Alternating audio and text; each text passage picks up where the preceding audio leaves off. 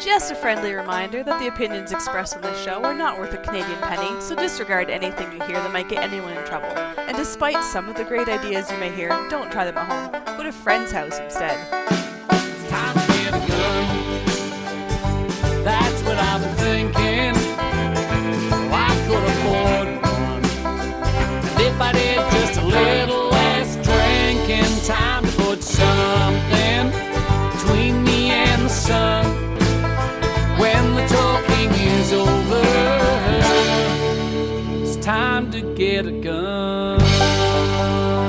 Hello and welcome to Slamfire Radio, episode 623, recording live on September 17th, 2025. I'm one of your hosts, Adriel. I'm another host, Kyle. I'm another host, Dustin. And I am Cowtown Tony.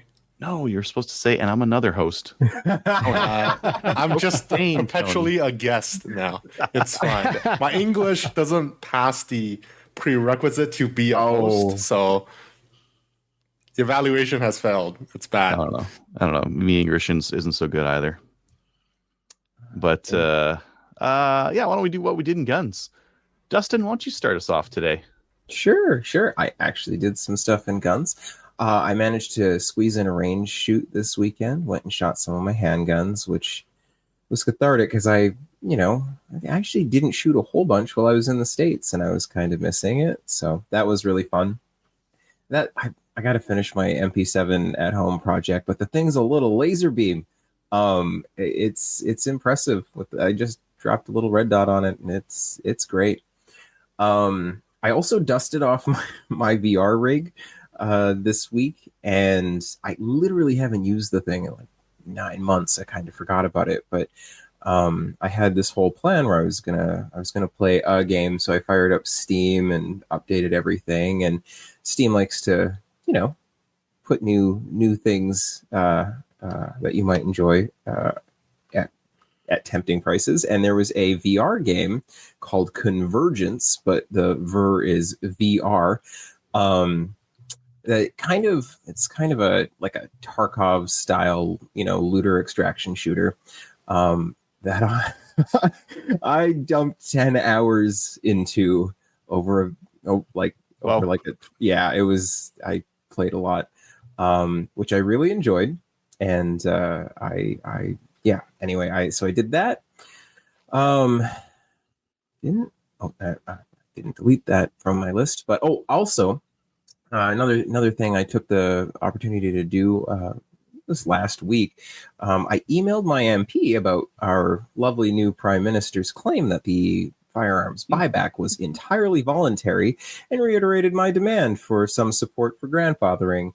I look forward to the back and forth that I have with my MP over this. Obviously, we know that there's, well, of course it's voluntary. If I'm pointing a gun at you and demanding your wallet, you don't have to give me your wallet, but, so like that's voluntary. But nonetheless, I think it's important that we call out hypocrisy all the time. And using Carney's own words against him, is great. To pressure my MP, even better. And I encourage everybody else to do the same. Now is the time to pressure your MPs that, okay, well, either you guys are liars, which we know they are. They are the Liberal Party of Canada. But they don't like that. So, I don't know. With all the change that looks like is about to come through the government, maybe it's a good time to poke them. They've flip-flopped on every other damn thing. So anyway, that's what I did this week in guns. What did you get up to, Tony? I really didn't do much, so started reloading again.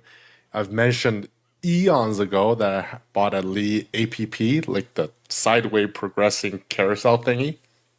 It's like, I should start using that thing. I had plates and everything. And it had this innovative self-centering decapping thing. Mm-hmm. Well, it didn't work out too well. I was able to decap some 100 rounds. I was like, I should wash my 303 brass too. And I'm guessing either it's because the big old rim, or they are known to be a little finicky, to be honest, because it's a lot of springs and like sliders and everything. but I managed to bend the decapping pin on it. Oh, you did bend it. Yeah, Ooh. all the way back. Well, I've killed quite a few lead decapping pins over the years. Through I used to be on the universal decapping die, and at the time, for some reason, the undersized decapping pins were easier to find. So that was what I used for a bit, but those don't poke out 5.56 military crimp primers too well. So Right. they all bend. But Lee does have good customer service. When I visited the States, I just sent them a flat rate box and they gave me all the pins back in new conditions. So, and they are, this is really a Canada problem of not a lot of people carry these. They are pretty affordable, $6 each. So I can have a whole fleet of them. When I break them, I send the whole fleet back. They'll give me new ones.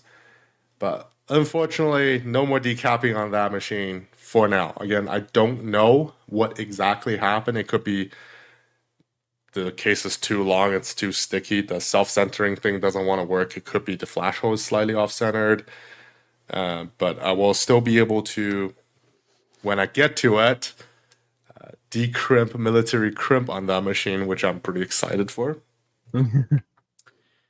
Second thing is, every time after Tony shot a 1911, he need to look at 1911s because, you know, the future is bright. Old-ish. The future is always the same. Nothing ever changes. Isn't that a meme?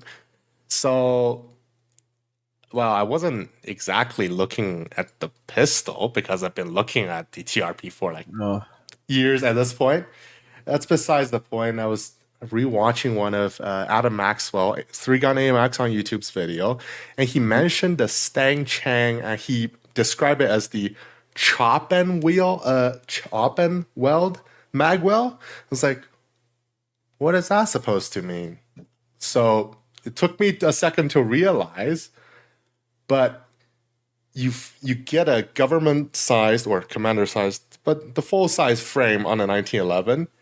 You literally chop the bottom of it off, and you put the magwell on top of it. So in the end, your grip is going to be the same length, but now you have a more modern magwell on it. And lower capacity? No, the same capacity because it's going to give you the same amount of... So your magwell doesn't hang out the bottom, so you don't need a base pad. But it's a very odd thing. I don't know how, like, you'll see if you're familiar with the 1911 silhouette, you will see the grip panel is short for a reason, because that portion is being occupied by the magwell itself. Hence the chopping and welding part. Fortunately, the Gen 2, you don't have to weld it anymore, but it's the chopping part still applies. It just tickles my mind a little bit. It's like, how many people's actually asking for it? Their advertisement marketing is saying this will be better for if you need a technical carry kind of a scenario, which I guess fair. You are having a magwell on a 1911 that hasn't increased in size, but maybe for competition it doesn't apply that much. I just saw it's kind of fun and interesting to share with everyone. I don't know. Yeah, check them out. I already have 1911 perfection. Just rub that in, why don't you? It's a little sharp. It didn't try to hurt me over the range day, which is good. It didn't try to, I don't know, self-detonate when I'm running around. You just need harder hands, Tony. Yeah. I think too much. Yeah, like I had a Raiden callus when I was younger because Raiden penmanship is like all the rage in China. That's even disappearing at this point. Like, I don't write enough. What about Adriel? What have you done? What have I done? I did a PAL RPAL course. Did one of those. PAL sold out. RPAL, not so much. Just 2 people in that one. That's my smallest RPAL. Ooh, so that means people, yeah, you should ask people to sign up to your RPAL for pretty much an exclusive experience. Yeah, pretty much. Oh, or I do fewer RPALs, so I'm gonna Get request. away, yeah. Yeah, I'm gonna get away with. I think I'm just gonna do like one every 2 months, I think, for RPALs, and then fit the pals in more of those. That's reasonable. Yeah, Tony let me know that that reminded me that the pheasants were being released, and I was like, oh yeah. So I went on a pheasant hunt yesterday. Oh, what? Yeah. That was quick. Yeah, didn't see any. And it was a hot day, so I brought shorts. And then the spot where you got to go through is like all thistles and stinging nettle and that kind of thing. So I should have brought pants. I'm gonna do that. I'm gonna go again tomorrow. I'm gonna bring pants this time. Wow. Yeah. I saw for hunting pheasants in Alberta, Mm-hmm. there is an addition to your license for that. Yeah, you need to get a specific license for pheasants. I think it's $20. Yeah. Maybe I should learn how to. There's got to be release sites around you. There's more release sites in close-ish in the south. Yeah. Not much around here. But anyways, yeah, we went to the site and there were some other hunters there. A father-son duo was hunting, and looks like they got something because I heard them shooting, but we didn't see anything. Emailed us more Maple Seed events, so those have gone out. There's some more live in Alberta, Ontario, BC. There's still more. Friday I'll fly to Vancouver and pick up a car, and I think I'm gonna go visit Dustin for a bit. Be better. Yeah. Yeah, on the way out. I'll need your address, and I'll text you kind of when we're on the way. I would estimate like Friday around 3, 4, somewhere around there. Works for me. Yeah, somewhere around there. Depending if things go fine. If I get it and I'm like, oh, the tires need to be done, or the oil or something like that, it might be longer. Could be. That's fair. Yeah. Very random. Yeah. I was supposed to have a wedding to go to this weekend, but I had to go get the car, so I couldn't make it. And then so that's my Friday and Saturday killed. And then someone's like, hey, can you do a private RPAL or PAL RPAL course? I'm like, I guess. Do you want to do on Sunday? So I have this habit of just making things super busy, just like cramming in. You guys have seen my calendar, right? If I see a blank day, it's like, no, this will not stand. Something's going in there, whether it's pheasant hunting or RPAL or whatnot. And I'm also trying to book that firearms clean course as well again. So yeah, doing lots of stuff. And right now I'm looking at over-unders. I'm shopping around a little bit. I'm not just gonna go like impulse buy that Federation Firearms one, but I'll show you guys some of the other ones I'm looking at when we get into the what's new in guns. I'm actually really curious with what you find, because I am in the market for an over-under. Well, maybe we can shop together then. Kyle, what about you? Well, I had the New Mexico USPSA sectionals this past weekend, so I was shooting PCC for that, and it was a good match. Like the stages, they were pretty much all long course stages, and yeah. Few highlights or lowlights. I need both. Oh yeah. Mm-hmm. In my mind, there was I went in with high expectations, and so I didn't make my goal. Wasn't able to take away the win. Just wasn't there. Taking too many Charlies, and actually ended up getting some deltas and penalties as well. But I think it was the 4th stage on Saturday. Remember when I was out practicing and I had that out of battery? Mm-hmm. Well, I had it on a stage. RO stopped me. And it's like, okay, well, it's not a squib, but whatever. Go over to the safe area. Yep, show him. It's clear. He apologized and let me run it again. And it happened again. Oh, Same stage. Too fast. I think that's what it was like. So, but he didn't stop me this time. That time it blew the mag out of the bottom, so I had to load a mag in there. Lost some time, and yeah, that stage, I got a bunch of Charlies on that stage. That was probably my second worst stage. Sorry, Kyle. Like the idea of shooting a gun that's actively exploding on you, just pushing through is something else. I did, after that stage, pull out my short stroke kit. Mhm. And I also feel like I feel like I laid up a little bit more the rest of the match, and it was fine. Felt different because, the short stroke kit wasn't in there, but I still had lots of space on the reset, so I don't know what was going on.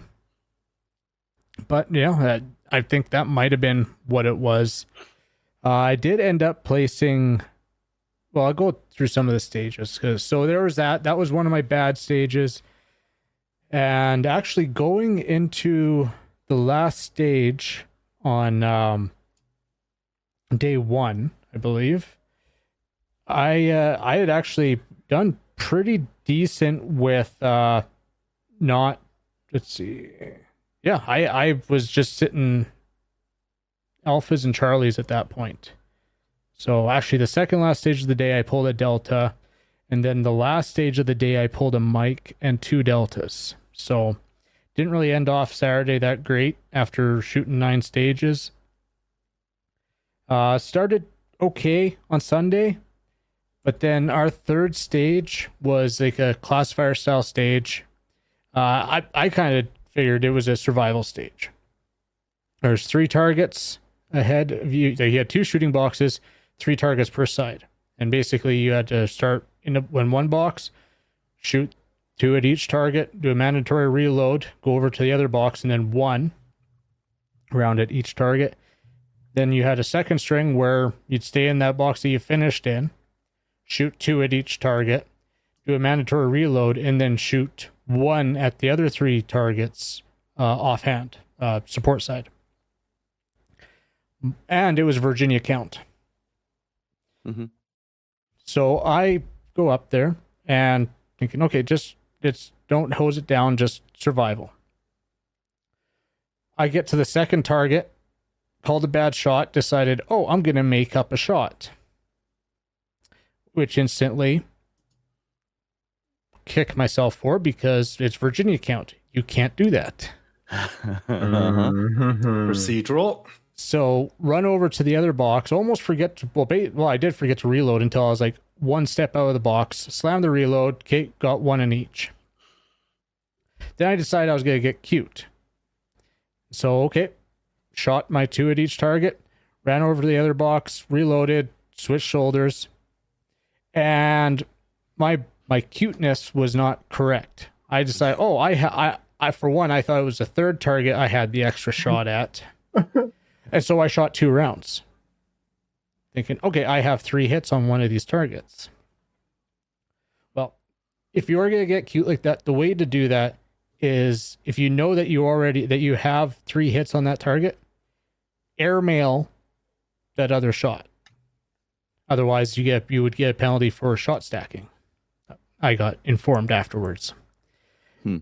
And turns out that the target I decided not to shoot at is one I should have shot at, because I forgot where I had actually had the extra shot. So I did already. So I had a target with an extra hit on it, and then an extra shot penalty, plus a mic. So that brutal. stage, that was a brutal one for me. Came back, did decent on the next stage, which was the final stage of the match. So, there was some good stuff. I did some decent shooting on the move. I felt like I said, I did feel like I was laying up a bit throughout the match after, PCC go boom.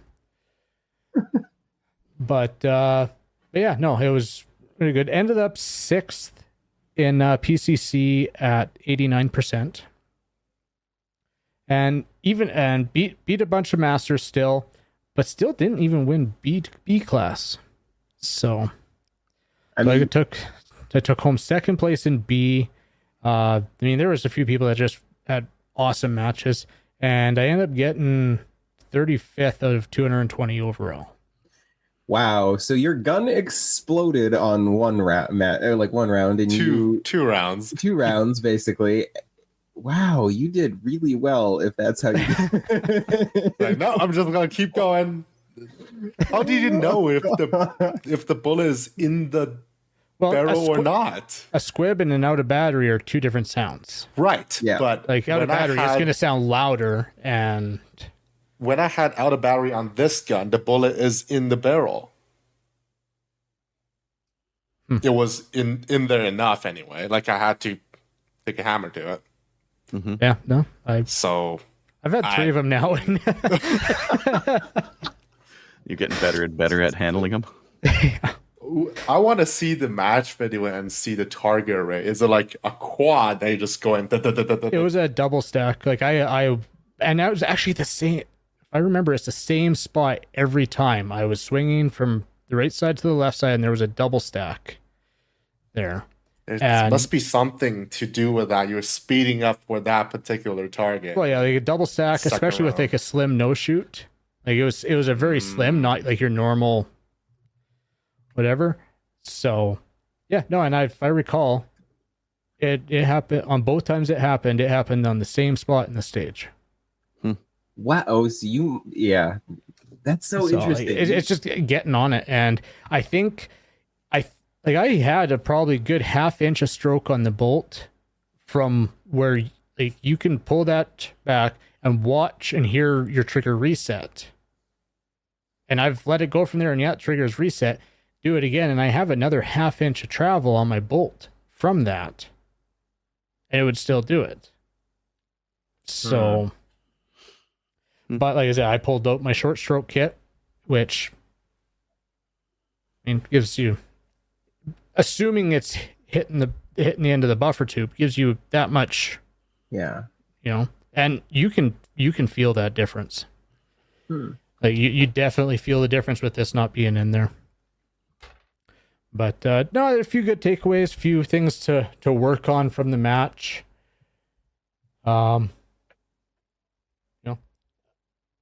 We had a hot squad. Like our squad was a lot of like the top guys, and me and one of the other guys, he was a class, and we were at the end of the match. I think we were within 2 seconds of each other for raw time. Just the penalties were. Oh yeah, the penalties, yeah. But no, he was good. He beat me on alphas and Charlies. If we didn't have, like, I think he ended up with like 1 delta, and so if I didn't have my deltas and Mike's and penalties, it would have been close. It would have been very close between us.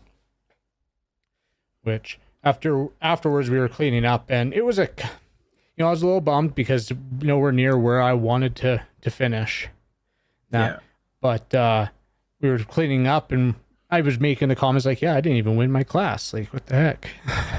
and Buddy looked at me, he's like, oh, you're an A2? I'm like, no, I'm a B. And everybody on our squad turned around, and we're like, bullshit. And so it get a little feel good moment at the end when the entire squad turns around and calls bullshit that you're a B. And I'm like, well, no, I suck at classifiers. Like, yeah, okay, sandbagger. Yeah. Trophy hunter. Yeah. Well, they did actually give out. So I got my consolation second place B class. Wow. Jealous, Tony? I would take it, yeah. It doesn't matter. I think it's great that they do it. I do think it's great that they do it. Just I've never been into classifier or classification prizes. That's fair, really. but like right on the back, gun went boom, like real boom.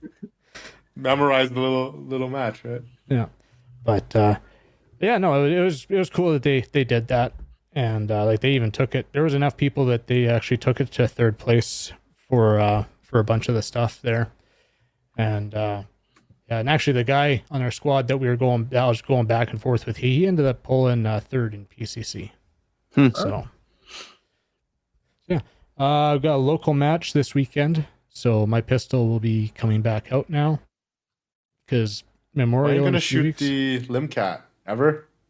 I am waiting to get, well, for one, more major ammo, and two, an optics mount so I can put an Apex on there because it came with a Romeo 3 and they're completely different footprints. And you'd be surprised on how hard it is to find a frame mount, optics mount for Really? a RMR footprint. Really? Yeah, well, you'd probably find one for a Seymour. Yep. Oh yeah, lots of Seymour. They make it for the RTS, which is what the SIG Romeo 3 is, but the RMR, Da Vinci does make one. Like there are a couple out there. I was looking for one that also had the gas pedal on it. Because the Limcat's got the nitro fin, which I feel like it puts it too far back. I want it more forward. So I want it on the optic mount. So I think I'm going to end up getting the Da Vinci one and trying that, even though it bolts to the side with another piece of metal, so it comes out even further. But I think that's what I'm going to try out. At some point here, I think that's like $150 for that mount. So yeah, but that's why I haven't been shooting the Limcat, and also, I mean, it's still competition season. So lately I've been shooting the PCC because sectionals was coming up. Now I got Memorial coming up, so my 2011, So you go, yeah. my TAC Ops pistol, I'll be running that, getting the feel on that one again. So got a few good stages. I got, what was it? A 32 round stage, 28 round stage, an 18 round stage, and then a couple classifiers. So took some inspiration from sectionals. So stages are a little bit bigger and more entailed than what I normally do for a local match, but it'll be a good time. But I think that's pretty much it. You know, sectionals was a good time, and just more, and that range was pretty awesome. It was a Legacy Ranch just outside Albuquerque. But no, now I have a goal. I still have a goal for next year. You'll do it. Just bring a gun that doesn't explode. Yeah. Shoot too fast. Yeah. Blowing mags out and sending shrapnel everywhere. It's very tuned. All right, let's get into upcoming events. Maple Seeds. So you want to get access to Maple Seeds? Sign up for the emails. The emails are the way to get these things the earliest. I just opened up Stittsville in Ontario, Kananaskis in Alberta, Lone Butte in BC, and I think there's still spots at Rocky Rod and Gun in Alberta here. So yeah, those are all available for our PAL courses in Alberta. I've got one coming up on October 18th. It's almost sold out. I'll be at Sherwood Park. I've got one on October 25th in Bonnyville, which is also selling pretty well. Don't get a lot of trainers out there, so yeah, people are just happy to not have to drive 3 hours into the city. Sounds like Dustin will be doing courses in Bonnyville. A little bit of a far drive for Dustin. Yeah, a bit of a trip. Yeah, around Vancouver. 3-gun matches. Sherwood Park's got one this weekend, September 20th. Chaz has got one October 4th, same day or weekend rather, is the team match in Peace River, October 4th and 5th. I'll be at that one. Sherwood Park's got one October 18th and November 1st, and Chaz November 8th. Getting into the news, who's got this holstered gun going off with Charlton? I think, well, it might be me, but a similar article might not have been me who put it in, but basically there's more 320s going off, unfortunately. The circumstances isn't clear on this one, and there doesn't seem to be video footage, but they're giving the Beretta Storm, which is that will be the PX4, right? That's an interesting choice. Back to the officers, and apparently 3 of the 72, which is really a small taker, small amount of takers that have opted to trade their P320 back in for the Storm. I would say that the Storm is not a better gun. Nope. Is not. Oh, it's a very interesting gun though. I have like a rotating barrel and things. Sure, it's interesting. It's interesting. But yeah, I don't know if it's good. I think it's interesting. Anywho, yeah, that's interesting. Carney says the buyback's voluntary, but it's only like Dustin mentioned, only voluntary as in you can send your guns in for money, or you can just light them on fire on your own, or give them to the cops for free. It's voluntary. Or go to jail. Like those or are, you can go to jail. Yeah, exactly. Yeah. Yeah, You very do have a voluntary. choice. Uh-huh. Yeah, your choices are all bad. The illusion of Oh yeah, free they're not choice, good yes. choices. Yeah. But yeah, that's like Runkle did a video on it and he was saying like this is pretty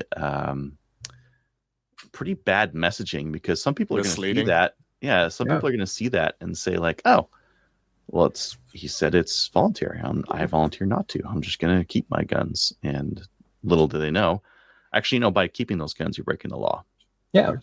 You're supposed to sell those back. Not back. You're supposed to sell them Oh, under duress. sorry. Yeah, they said they wanted to buy them back, but they never owned them in the first place. You're right. No, Yeah, I never bought a single gun from the government. I don't know if they'd pass a background check. Yeah.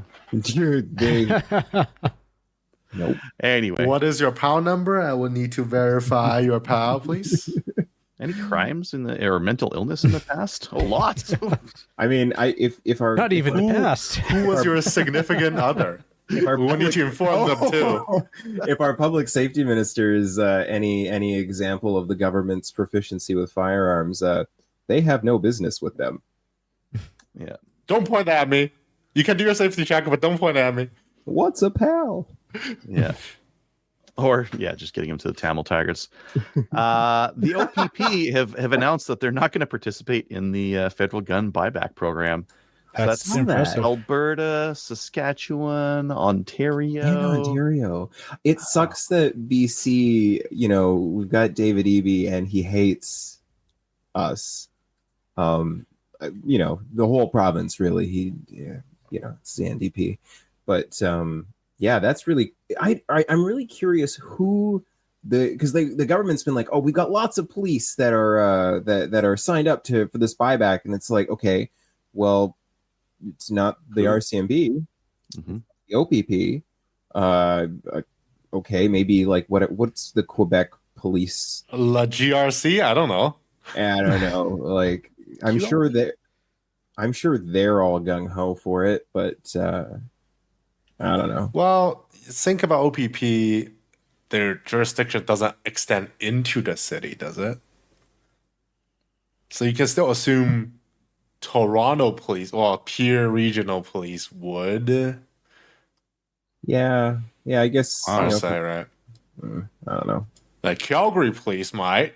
Well, we have a mayor election coming up. I don't No one know. said anything about guns. No, I don't think any guns are getting confiscated in Alberta. None in Alberta. Yeah, they'd be dumb to bring up anything about guns in Alberta. Yeah, I'm very quickly starting to explore like alternate, like secondary storage locations in that province. Just, just for, academic reasons. Academic reasons. Just store it on the farm. Thought process. Yeah. Right? Saskatchewan's pretty friendly about it too. It's like, Yeah. this is for hunting and education reasons only. If Alberta passes the Alberta Firearms Act, you guys can use things again, I might actually have to live there. I have a feeling there will be a big influx in population. Yeah, there already is. PCC cool. National is only available in Alberta because the reasons.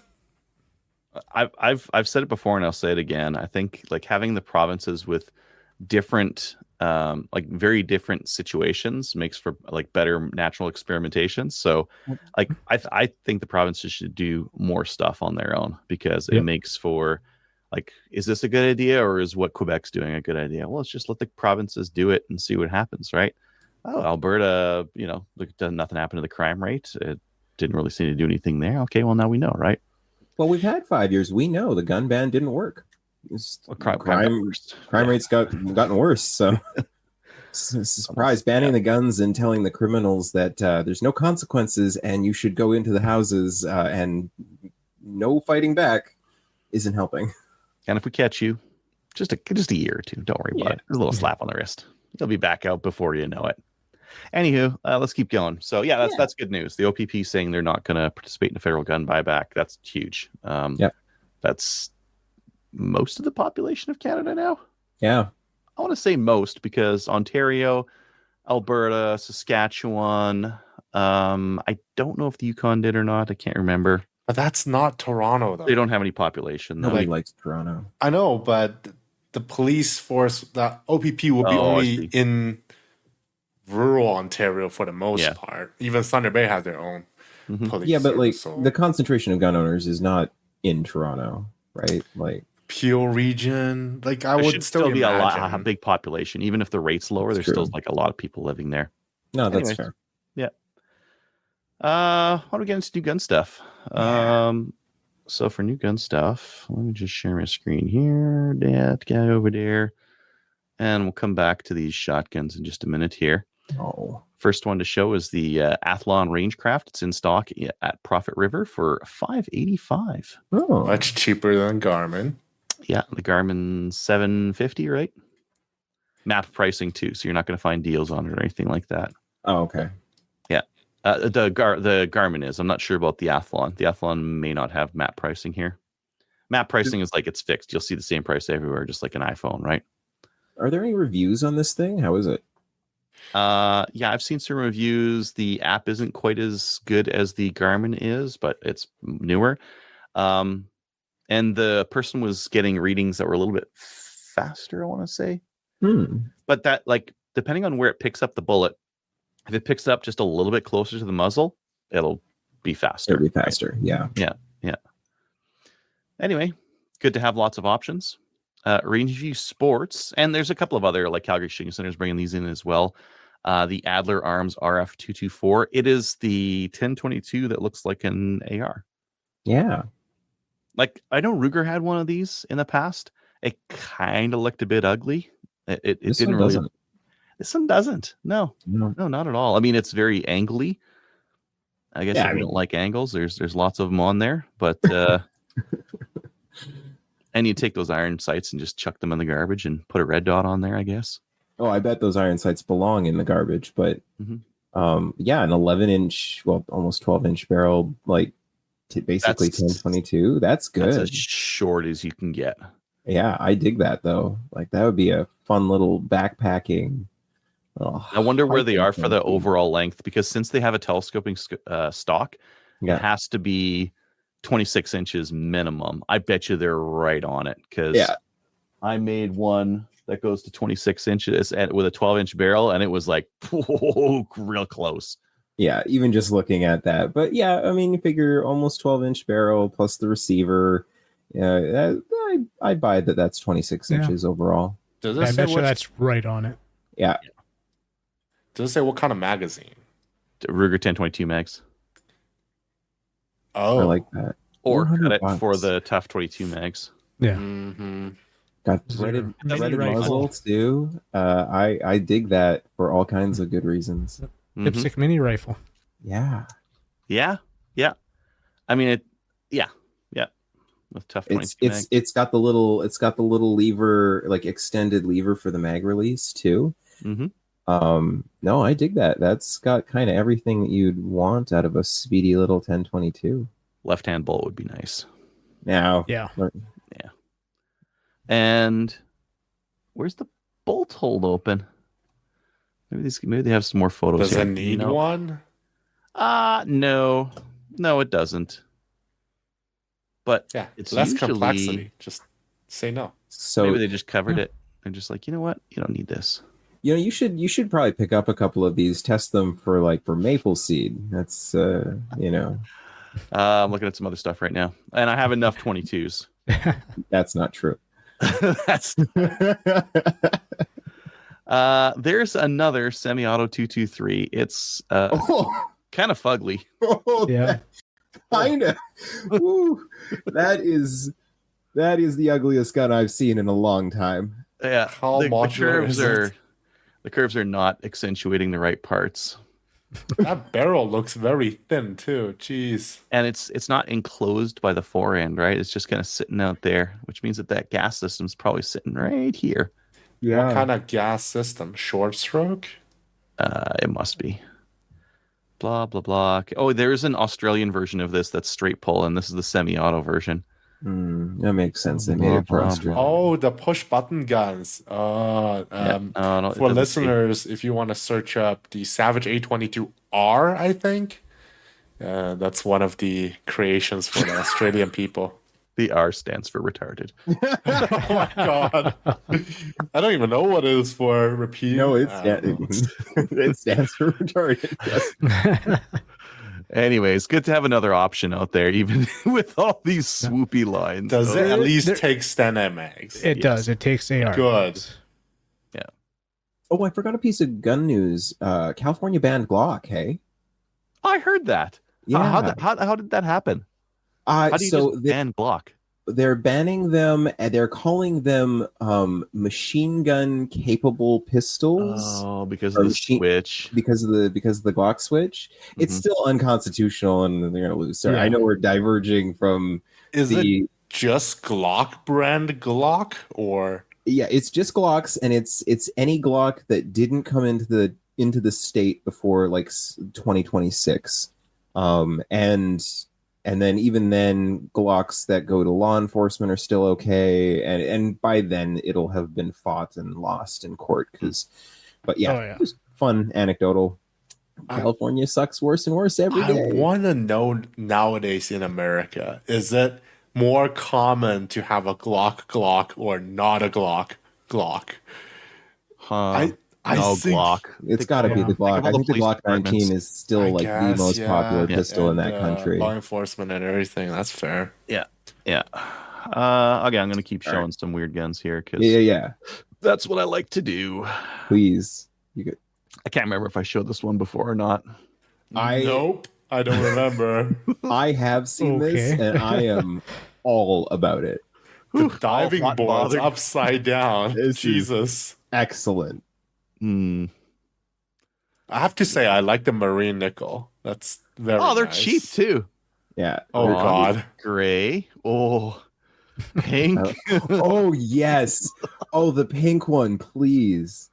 Oh, what's the tan one? that pink one's Do great. they have spring assisted forwarding? I would too? slap Yeah. some Hello Yeah. Kitty stickers Ay, ay, on that ay. and call it a day. Like to roll up to anything with that. I feel like Hello Kitty is a little bit too like accepted. You need like I don't know, My Little Pony on here, or something a bit weirder. Oh, I can get weird. That's I fine. believe. You. Anyways, those things are $5.99. Bullseye North has the what is this? Rossi LWC single shot 5.56 with a 16.5-inch barrels for $4.99. This thing must be light. Not bad. Yeah. Now 16.5 Alberta single hunting shot. legal. Yeah. What's the weight? Oh, the In ounces. ounces. What the heck does that even mean? Kyle, help us out here. 83 ounces. Pounds. Yeah, no. 5.2 5 pounds? Ooh, pretty Oh, good. yeah, that's pretty light. 83 ounces. Give me a break. That's great. Supposed to use pounds. Yeah, $4.99. That's a very cheap 3-gun rifle. No. Single shot 3-gun challenge. Yeah. Calgary Shooting Center has these Hammerly Arms ones. I haven't shown these before because I didn't see them, and they are all kinds of weird. It's a straight pull 22. Oh, Where are And- they made? I don't know. They look very similar to the ISSC, but they can't be. They can't be German made. I just can't help but point out that for the price of one of those, I could buy 2 of the cool, semi-auto 1022s. So. Yeah. I'd imagine for accuracy, this one's probably better. Yeah, but I mean, if I'm slinging like 20 rounds down, does accuracy matter? Made in that much? Germany, at Accuracy least through according to Armalytics. Force B1. Germany? Yeah. Oh, I bet you. Oh, They're yeah. ISSC. Same factory then. It's going to be accurate. Yeah. Neat. Hmm. I didn't. Okay. God. We were talking about this. Chiappa had the triple threat, and now they're selling them through Charles Daly, I think. Yeah. I want one. I have wanted one for years. It is unacceptable that they're $3,000. Yeah. But they have 3 barrels. You get Yeah. 50% more It's- barrels, man. It's $1,000 a barrel for a 3-barrel shotgun. Like, This would be fun to take to a skeet night, though. you turn some heads. Boom, That boom, is boom. for They're like, sure. wait, what? Huh? Where'd the third one come from? For the listeners, I would recommend the video by Forgotten Weapon Ian McCollum. It's a Halloween shotgun match or something. The Trinity shotgun, at least that's what he called it. It was really funny. I've Go actually watch that. I played with a couple of these. We got some up in the shop. Got turned into some, spacey gats. Actually, originally they were for like the third Blade movie. Actually, I think was where they debuted, and then they got put in like Stargate and stuff. 8.7 pounds, a little chunky. And if you want the shorter version, there's the triple threat. This is the I do want the shorter version. Yeah. Does that stock mode? Oh no, I think it's detached. I think it's an unlock. Yeah, it looks like an unlock there. Ooh. Break action shot. No, of course it's a break action. Blah blah blah. Removable buttstock for easy storage, or use as a pistol grip. What? Oh my god! Yes. We're getting into some cool territory there. That's still not worth $3,000. No. Okay, Dustin, ready? Yeah, hit me with it. So this is the one we were looking at. That's that one at Victory Ridge, 556. Comes with 3 chokes, cylinder mod and full. I would like something that's a little bit more in between. But yeah, there's the Federation Firearms one. I found a Crawl Arms one. That's this is 20 gauge though. Got some scroll work in there, but I agree. Yeah, who wants a 20 gauge? Let's just get that one right out of the list. Yeah. And there's this JTS one. So this one was, what was this? 550. This one's 620. 19, yeah. This one's got ejectors though. Oh, ejectors are fun. They are, and it comes with 5 chokes, a little bit more. And then I think the winner chicken dinner is just a little bit of the up model from that one. This one, it's got an adjustable stock, and it's got external chokes. Oh yeah, I like that. That looks like an adjustable cheek piece too. It is an adjustable cheek piece. Yeah. How much is that one? $650. That's not terrible. That's not terrible. Yep. Yeah, same thing. It's got ejectors on it. Break open. Not much of a pad on it. Not that you really care. Comes with 5 chokes, which is better for like a double barrel. Like I wouldn't want to go like mod then full. Like, geez, like give me a mod then improve mod, or IC then mod, or something like that. And this has got improve mod, IC, C, and F. So you've got more selection for what you want to put in there. No, I dig that. I might have to. Yeah, I might have to investigate that one. Yeah, and then outside of that, like Cabela's got the Stoger, but I've heard these are pretty heavy and pretty clunky. Yep. Yeah, and if you want to go nice. Let me just go take out a loan. I mean, if you wanted to get a Satori, it'd be like $3,000. But this, if you want to go like full out, there's a deal right there. Weird looking shotgun. This is the odd thing I don't understand. Why is this still wood anything? I agree, Tony.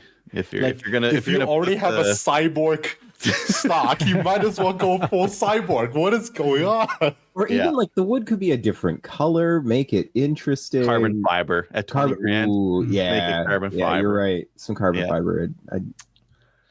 Yeah. Okay. Anyways, send me the link to that one, because I might have to investigate that a little more. We got Michael here. Yeah. Hey guys, looking to get into trap shooting. Any recommendations to start off with? Besides that Beretta, the last one, any of those other ones? Garbage. No, only the Beretta. Yes, only the Beretta. Yeah, all the other ones are garbage. Unless you spend $22,000, you'll never win. No, whatever your price point is, like what we were just looking at, we rock solid for, especially getting into it. Don't spend thousands of dollars on something that you don't know you'll love. Yeah, everybody loves trap shooting. Well, and I was doing sporting clays with the Churchill. Yep. I mean, is it the best shotgun? Far from it. It worked. Again, I was out there. I hit some stuff. I just think it's prudent that all of us brush up on our prep and clay shooting for the day we have to fight the drones. So, you know.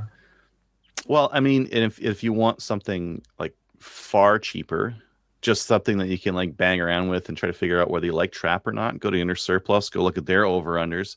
And they got a bunch from Europe. So they've got like some BSAs, some Valmets, some Baikals, like some Russian ones there, as well as some Swedish and Spanish and all that kind of stuff. All sorts of weird and wonderful stuff that's very inexpensive. I would suggest an over-under, not a side-by-side, though. Yes. Yeah, these are all over-unders. You wouldn't suggest a single-barrel gun. My problem with getting like a yeah, that's the thing. If you want to do pump action or semi, sure. You picking up hulls. Yeah. That's an interesting consideration. Over-under, you can grab them out, dump in the bin. Semi or pump action, after you're done at that station or whatever, you're picking up hulls. You're picking up with ejectors too, unless you catch them coming out. That's what's you gotta learn from the Olympic style, right? Like you gotta slap it. Yeah. Catch them out of the air. I guess you could. Yeah. Yeah. Anyways, there's a whole pile of them there for $300 to $500, which is far cheaper than any of the other ones we're looking at. Yeah, even $700 isn't bad for like a decent, over under. It's decent. Yeah. Yeah. I guess I'll find out. Oh. All right. Anyway, let's get into our main topic. Video games. Specifically, okay, we want to talk a little bit about VR, and then I wanted to talk a little bit about like realism, but why don't you guys talk about VR for a bit? I can't play VR. I put the headset on. I got sick in like 5 minutes. So unfortunately, like I think my kid plays Onward and a couple of other ones, and those ones, like they look pretty realistic from the gun handling, like hitting the rear charging handle, dropping mags, all that kind of stuff, pulling stuff off of your chest rig to load up the mag and the gun. Yep. But there's all secondhand information. What kind of headset do you have? Like, because a lot of the time, that's why. Quest 2, yeah. Well, when you're here, maybe you can try my Index rig. Index is really good for not having motion sickness. So, all right, okay. Refresh. Yeah, it's pretty solid. But yeah, so this one was my fault. Obviously, I spent 10 hours one Sunday playing a video game in VR, and I got like a nasty like blister on my hand because of just so much. But I think that there is some definitely useful transferable skills that I have found playing different kind of shooters in VR. It's true for like just general like gaming as well. But I think the transferable skills that I found the most beneficial. And these games just keep getting better and better. Every time I pick one up, it's just better than the last. Practicing finding my red dot, especially on a pistol. Some of these have gotten really, really good about that red dot being kind of where it needs to be, and also drifting just the same way. But then the grip needs to match whatever gun you're working on, so that you prevent the fishing thing, right? It's true, and this is where I do really like the Index sticks for this. They just happen to kind of be almost perfect out the box for like being close to what your grip is for a pistol. So again, I'm biased. I've got a good rig that I like, and I've found it quite useful. But what you were saying, like when you're pulling mags, like a lot of those games, like you've got mags on a chest rig that you're kind of working from. And so like, while the manual of arms isn't quite the same because you're not actually taking a magazine out, it's like, okay, hand goes here and I've got to like grip, like mine has a touch sensitive grip. So like I grip it and I can pull the thing out, and it's still fumbly and it's still VR. But when you're in like, especially in any kind of intensity where if you're shooting at someone and they're shooting back at you, and all of a sudden like all of your you need to know what you need to do. Like I need to know I've got to get that magazine out and a new magazine in, and I'm going to be very, very conscious about not running out of ammo in the middle of this gunfight. But also just like moving around in spaces. Part of why I got really addicted to the Convergence game was they had some underground in like kind of tunnely spaces that I was moving around in, and I was I was having a really good time practicing moving around with a handgun. Just kind of practicing moving around, like getting around corners with it. Flashlight discipline too was really good on that game because you can click it on and off. And so like just some of those remedial skills. It's like I like running around the house when there's nobody home, but like there's a lot of people at the house. There's like I don't get to run around the house with guns all the time. But I can run around in VR with guns anytime I want. And then like obviously like some of the entertainment factor of a lot of the guns, like you said, you've got to kind of cycle them correctly. I was in a game with a couple of friends. We were playing Pavlov, and it was a setting where every time you got a kill, a new gun dropped into your hand, and you didn't know what it was going to be. And it was, we were playing like 2v2, like there's 4 of us, and the person on my team, she was not an experienced shooter, just like headshot guns, but she got a kill and then ended up with a 249 saw.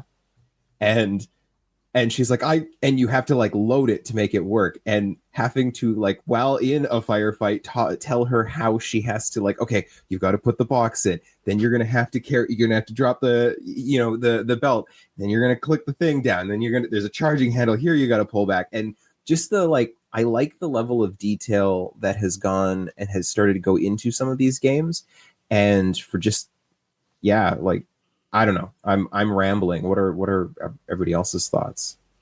Well, there's one. Oh, yeah, go ahead, Kyle. Like I don't have a VR. I want to get one, and there is one system that I want to get, and it is. I actually pulled it up here. So the Nintendo with the blaster, right? The NES blaster. Yeah. So it's the Ace. Oh yes. Yeah. It's similarly colored. Yeah. They have their own VR app. I've seen this. Yeah, so like, you can set up stages and everything for them.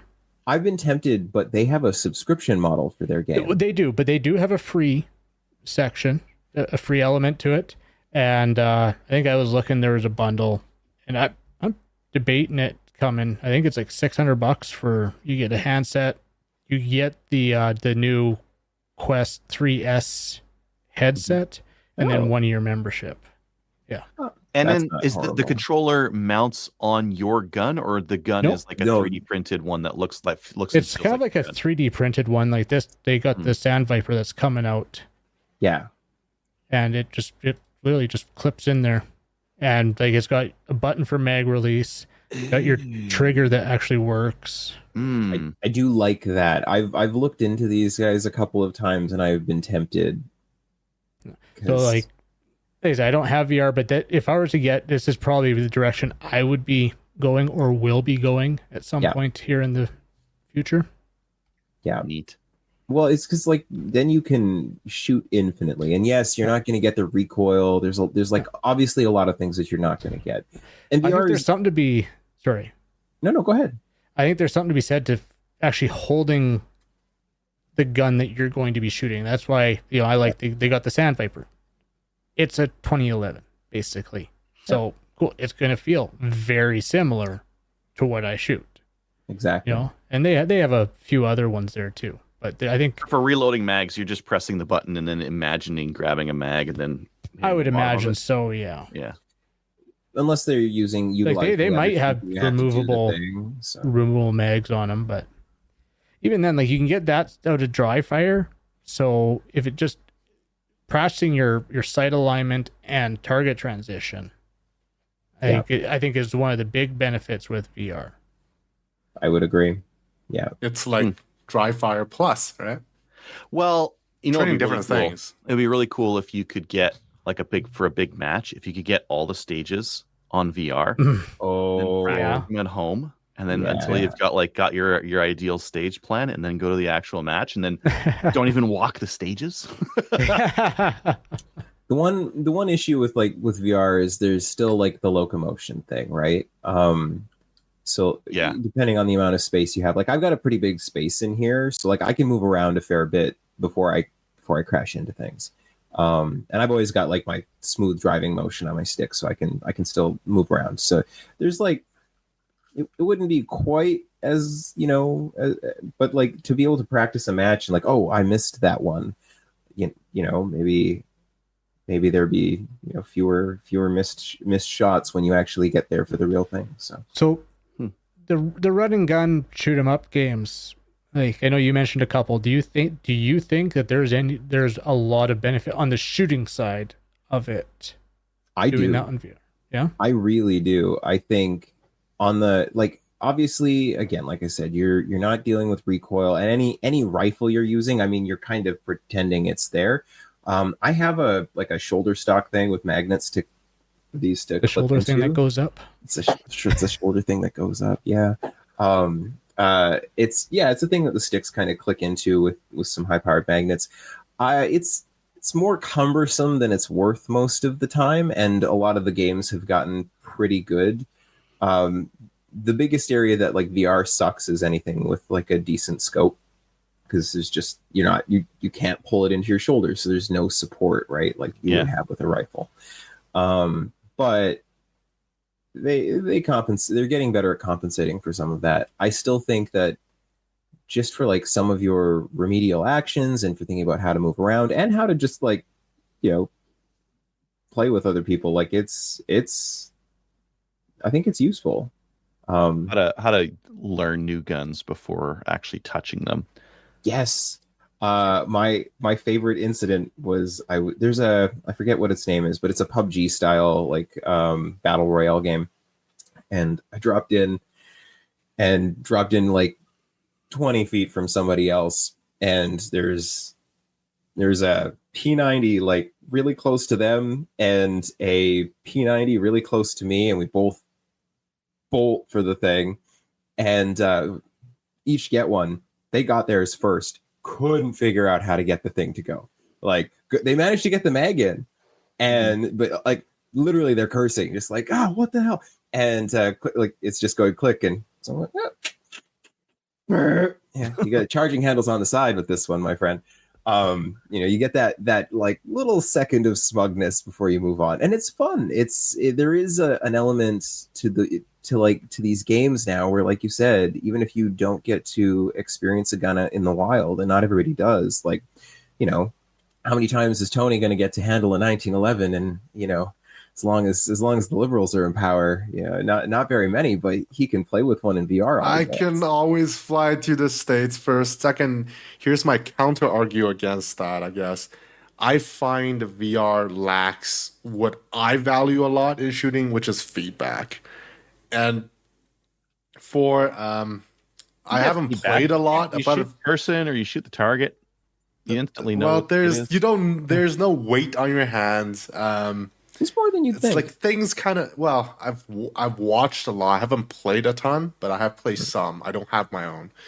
But just like things kind of have its magnetism in a sense, because you can't have everything very accurate to your space. So you have this magnetic magazine that goes in the magnetic magwell, in a sense, and then the magazine's in the magwell now. I can't let go of it.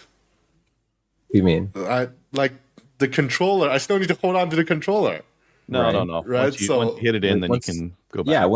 Yeah. They kind of operate off of like your general actions, right? So when I'm loading a mag, like once the mag's there, it's there. It's registered as in. You might still have to pull the slide back to charge it, but it depends on that. I guess that's a point. It depends on the VR system. You may or may not have that feature, and some of them you have to shoot. Yeah, in the game, some of them you have to shoot a rifle like two hands up, but you're really floating.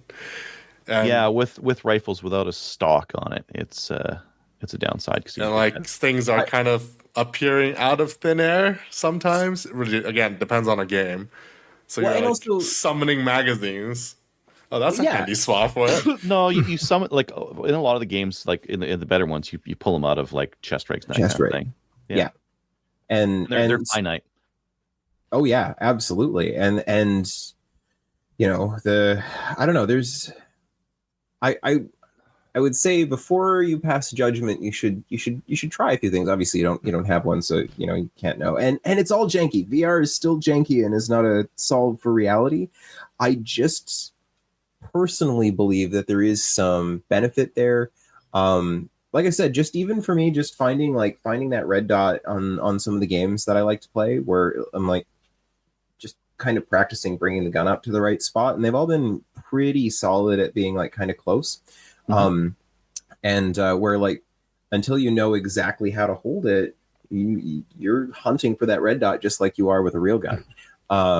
Yeah, looking up, yeah, exactly. But like after a little bit, you get that practice and you kind of build in those same repetitions. And yeah, obviously you can do that at home in front of the TV if you've got said gun and said red dot. But if you don't, maybe not. And also just like I like the under pressure that is, especially PvP stuff, but even just single player stuff, like the game, like Convergence.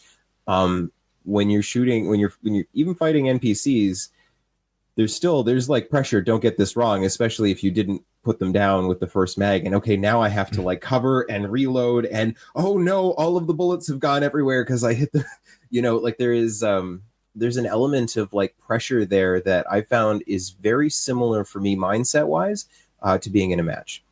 Like that same, anytime I've ever shot a match, I'm kind of, there's a part of me that's just focusing on everything that I need to do, what the next step is, where my mag is, all of those things. And I've noticed that for myself, a lot of those things are carrying over into this game and some of my other games when there's pressure.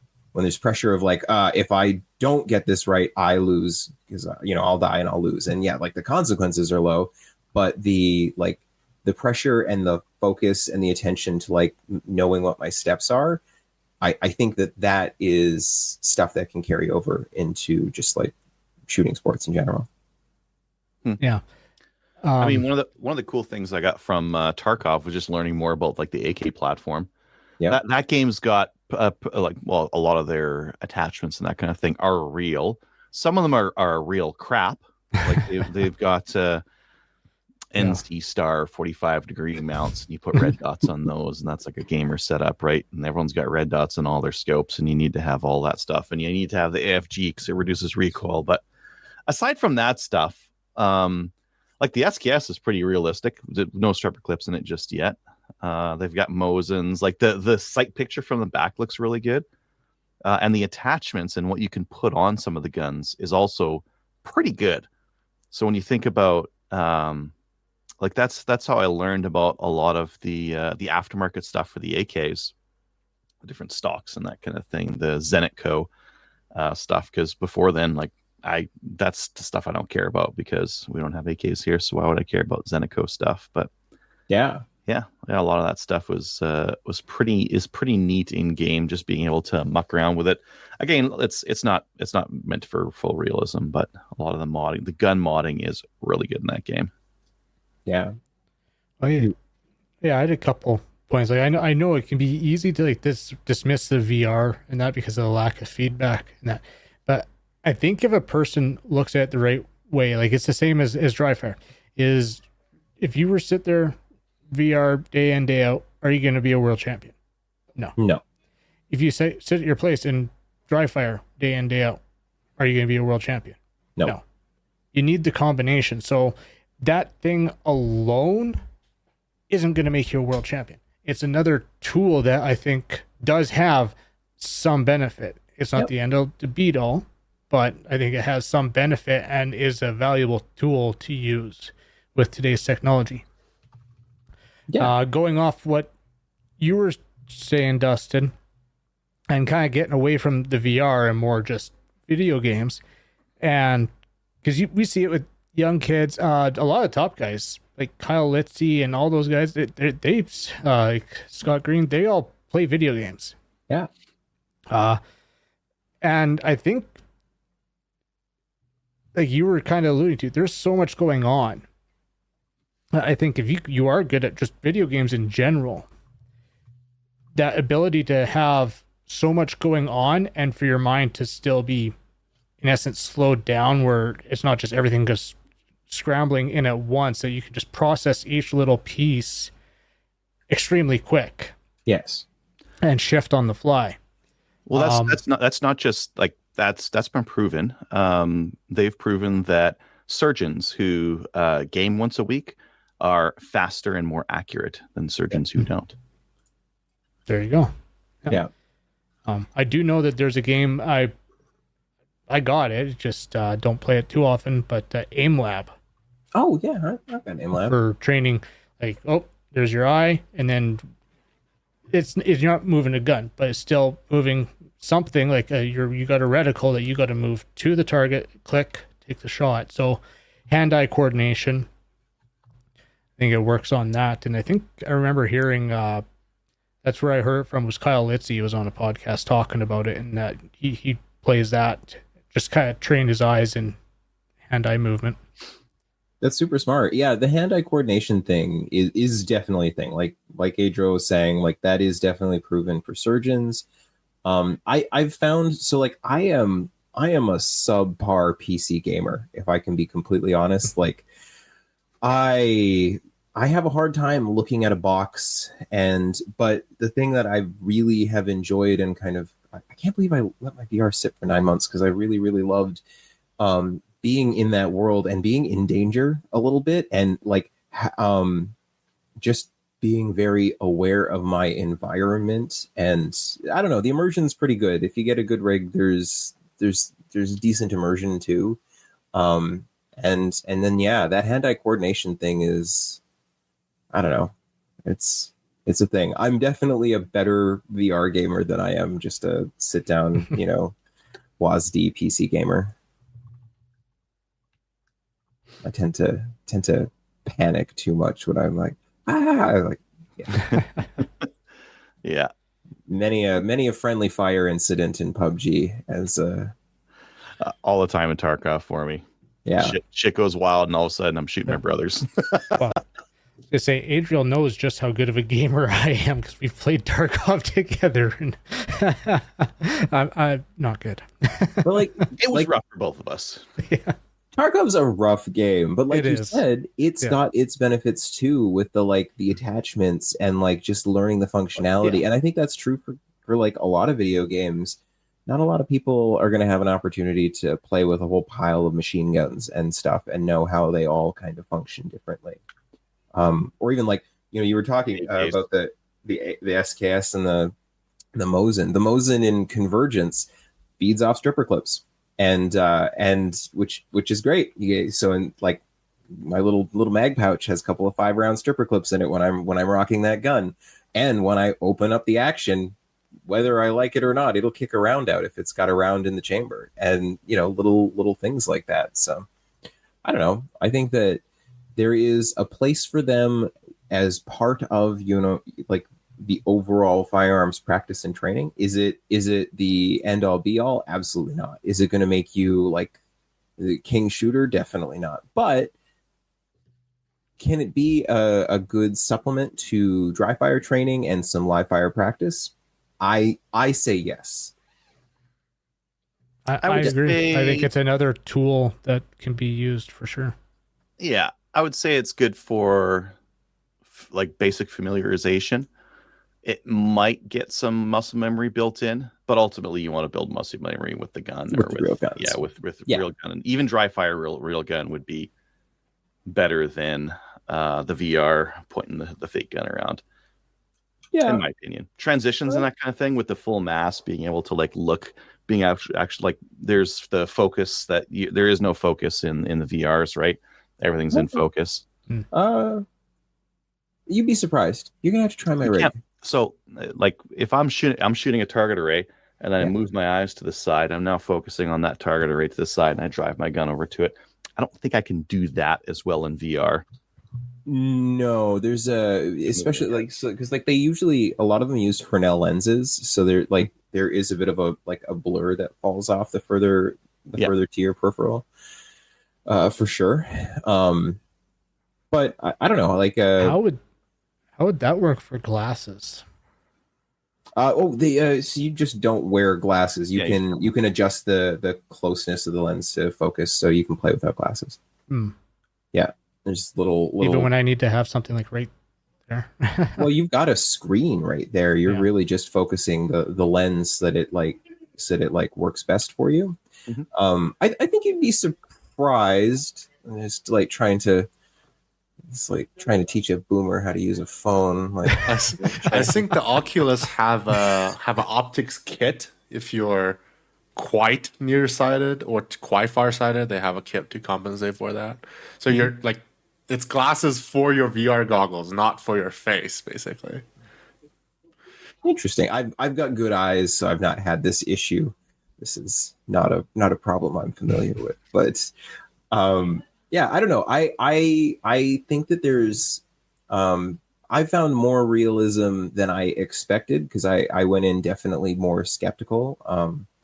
But I've got a lot of shooter games, so many. And as far as the feedback, I mean, even just the little like the rumbly feedback when you pull the trigger is quite satisfying. So there's definitely elements of it, or the muzzle rise that you have to fight, which is also a thing. Like there is a certain amount of that stuff that you still kind of that the games are getting better and better because people want that. Like there's a couple that are like pretty decent. You can't make it realistic though. That's the problem. Like Tarkov had this problem. You can't make full auto realistic, otherwise you just laser beam people, right? You just hose them down.